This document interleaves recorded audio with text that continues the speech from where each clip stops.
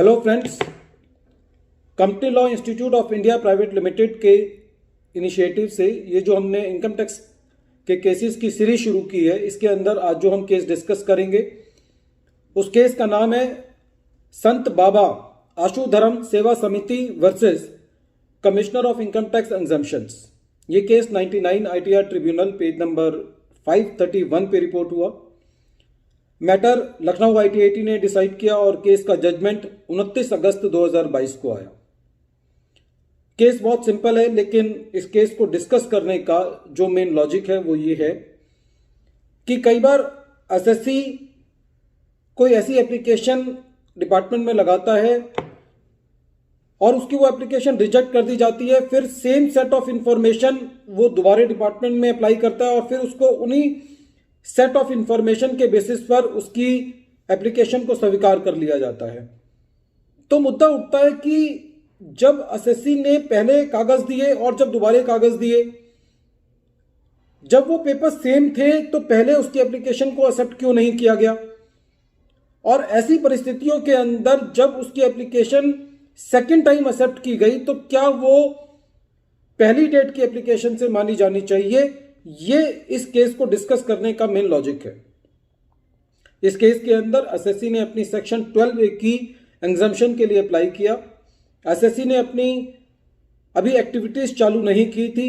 SSC ने अपना bylaw submit किए commissioner of income tax exemptions के पास।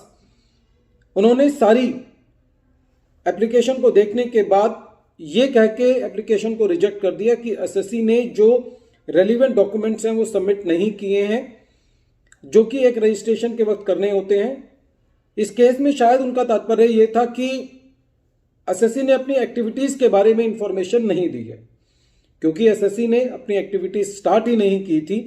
तो ऐसे केसेस के अंदर एसएससी को जो एग्जम्पशन मिलनी चाहिए वो एसएससी के बायलॉज के मुताबिक, यदि उसके एसएससी के ऑब्जेक्ट्स चैरिटेबल हैं तो एसएससी को एग्जम्पशन के लिए एसएससी एलिजिबल होता है। एसएससी की एप्लीकेशन को रिजेक्ट कर दिया गया। एसएससी ने अपील में ना जाने के बजाय दोबारा एप्लीकेशन लगाई और जब सेकेंड टाइम एसएससी ने एप्लीकेशन लगाई तो उस एप्लीकेशन को एक्सेप्ट करके एसएससी को 12A का रजिस्ट्रेशन दे दिया गया।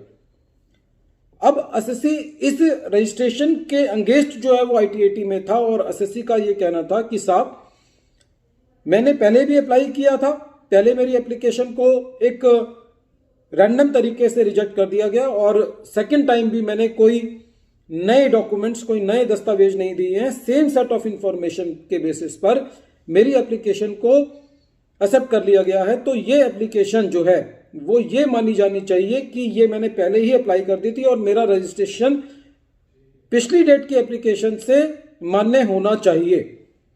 तो इस केस की सुनवाई करते वक्त ITAT ने यह कहा कि एसएससी का जो पॉइंट है वो इस केस में सही है, क्योंकि एसएससी ने जब पहली एप्लीकेशन दी तो उस वक्त एसएससी ने अपनी कोई भी एक्टिविटी स्टार्ट नहीं की थी।